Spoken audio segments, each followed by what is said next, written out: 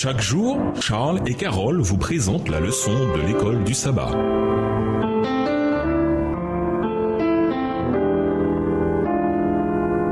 Bienvenue dans votre émission. Dieu nous parle. Nous voilà à la leçon 8. L'impact de la dîme. Étude de la semaine, Marc 16, verset 15, 1 Pierre 3, les versets 8 et 9, 1 Corinthiens 9, verset 14, Romains 3, les versets 19 à 24. Verset mémorisé. Ne savez-vous pas que ceux qui assurent le service du temple sont nourris par le temple, que ceux qui servent l'autel ont part à ce qui est offert sur l'autel? De même aussi le Seigneur a prescrit que ceux qui annoncent la bonne nouvelle vivent de la bonne nouvelle. 1 Corinthiens 9, versets 13 et 14. Comme nous l'avons vu la semaine dernière, la dîme est une expression primordiale de notre foi. C'est une manière de révéler ou de tester la réalité de notre foi. Mettez-vous vous-même à l'épreuve pour voir si vous êtes dans la foi. Examinez-vous vous-même. Ne reconnaissez-vous pas que Jésus-Christ est en vous? À moins peut-être que l'examen ne soit un échec en ce qui vous concerne. 2 Corinthiens 13, verset 5. La première référence biblique à la dîme survient quand Abraham donne la dîme à Malki-Sédek, Genèse 14, verset 18 à 20, Hébreux 7, verset 4.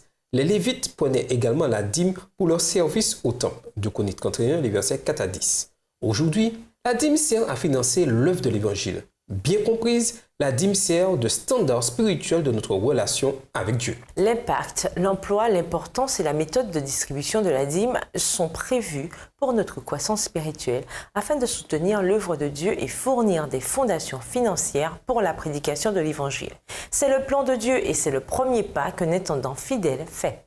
Cette semaine, nous continuerons à examiner la dîme, sa distribution, ce qu'elle signifie pour autrui et l'impact qu'elle a sur nos vies spirituelles. Et nous vous laissons avec la question du jour. Avez-vous le sentiment qu'en donnant la dîme, vous avez tout donné? Craignez-vous de ne pouvoir suffire à vos besoins en payant le 10e de votre revenu? Que veut réellement dire payer sa dîme et quel en est le but? Comment Dieu vous bénira-t-il en retour et en quoi la foi est-elle concernée?